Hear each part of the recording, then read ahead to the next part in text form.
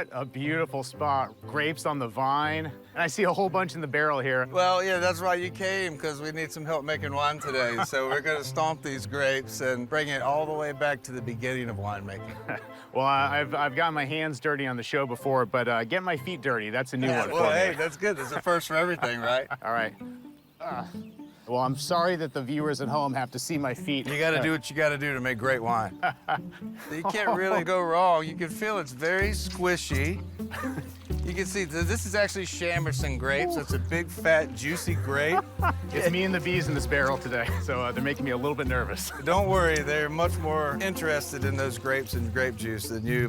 And was there actually a reason that people would stomp on grapes? Yeah, this way of crushing grapes is actually a really gentle way to press the juice out. You're not cracking any seeds and getting bitter flavors, but you are using your feet. But after, 200 or 300 people will have their feet in here, it's not something that I really want to produce good wine out of. Well, I'm glad the technology has come a long way over the centuries. Me too. All right, why don't you show me how you actually make wine? Yeah, come on, let me show you how we do it. So Amazing Wine starts in the vineyard. We grow 9 varieties here at Barrel Oak. Let me take you to a piece of Virginia's history and jump in the golf cart. Oh man, I'm on board. This thing is electric, so it's really quiet, but it's really nice. As Jeremy takes me on a ride through Barrel Oak's 78 acres, our destination is the plot of Norton grapes. The grape once grew wild in these fields, but it was first cultivated by its namesake, Dr. Daniel Norton, in the early 19th century. After a long period of neglect for the homegrown species, the Norton grape is once again a cornerstone of the Virginia wine industry.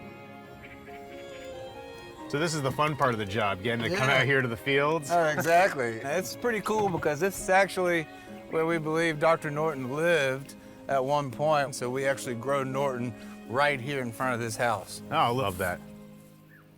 Then let me tell you a little bit about how we grow our Norton vines. These we actually do on a high wire, so the vines are actually growing down. They're the wild vine, that's what we call it. And you wouldn't mind if I try one of these grapes just right off the No, vine? please, come on, let's have some.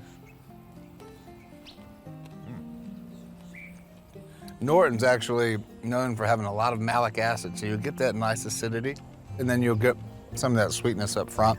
And a crunch. And a crunch, that's right. So all these have seeds in it. What I like to do is actually examine the seed. And what I'm looking for is ripeness in the seed as well, because that gives me a good indication of ripeness of the grape. And you see there's actually not much green at all. So then I'll eat the seed itself.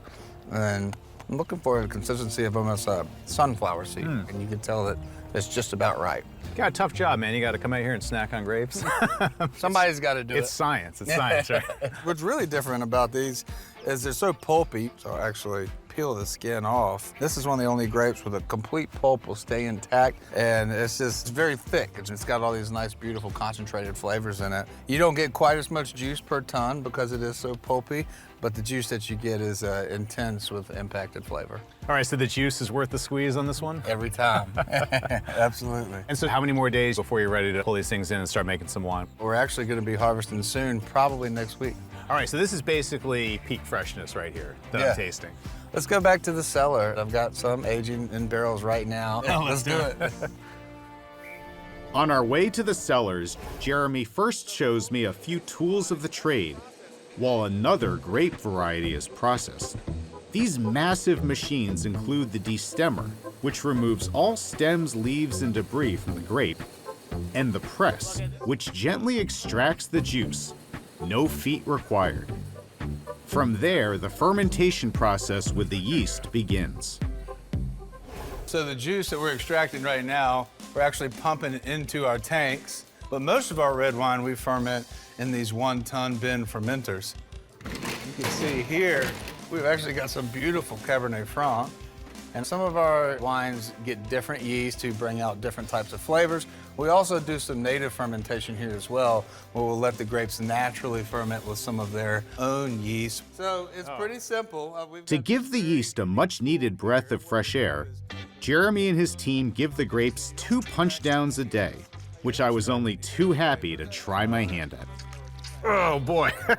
All this oxygen is gonna help the yeast come to life a little bit. Yeah, as you're doing this, we're giving the yeast a chance to breathe, release its CO2, and make it happy. You know, we want to have very healthy yeast and a happy yeast because it's gonna produce the best wine possible. Well, there's the science part of it, and then there's the farm work part of it. Yeah, I guess that's this right. is the farm work. After fermenting for a few weeks, the juice for the reds is pressed out and then put in oak barrels to age, which is the final stop on the tour. So this is our cellar. This is our main barrel room. And While the Nortons will age for a little over 2 years, Jeremy is using his wine thief so we can sample one that's been sitting for just under a year. And if you just hold your glass out, and what we want to do when we taste it is we want to swirl it. We want to take a look at the color, and then you want to give it a nice A smell. little sniff.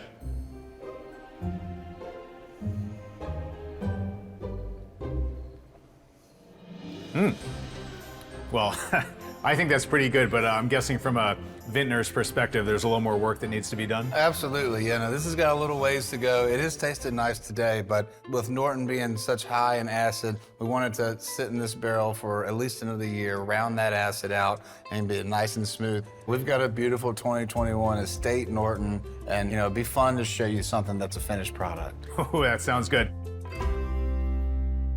All right, Jeremy, Cavell, and Ken.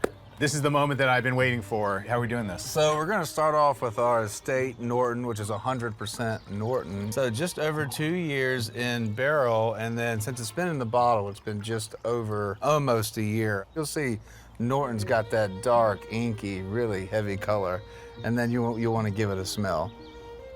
And of course, before we sip, cheers to a wonderful day Cheers. out of the winery. I like this one. This is really good. So you get a lot of that blackberry, that black currant on the nose. You get that prevalent acidity that you'll get from Norton, but then it's actually the mouthfeel is just starting to round out, so that like kind of crisp finish. That's excellent wine. It's a labor of love. Especially drinking it with a winemaker. Of course. And Cavell, what do you love about this particular wine? It's not so difficult to drink. It's an easy drinking wine. I love the color. Nose is good. And are these two more different types of Norton on the table here? Yes, actually, this is our sparkling Norton, which is, you know, very unique. I actually have never seen another sparkling Norton in the entire world. During the fermentation of Norton, there's actually a period where it smells like pink bubble gum. Ooh. And so the idea for this wine was to try to harness that smell and keep it so that in the finished product, you actually get some nice pink bubblegum flavors. All right, so we're entering the world. A nice light summer drinking here. Yes, yes, light, summer, unique. You know, we did a classic sparkling press cycle on this, which is very gentle. So you don't want to extract any of those tannins and all that heavy stuff. And so kept it really light, definitely unique, different, and hopefully something that you enjoy. We have always told Jeremy, think outside the box. Let's produce unique and the best wines.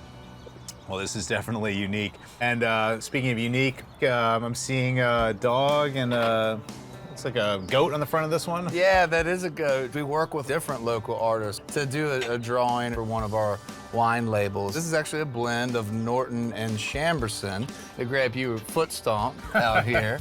And so we kind of bring it full circle to where you can try a nice blend of the two.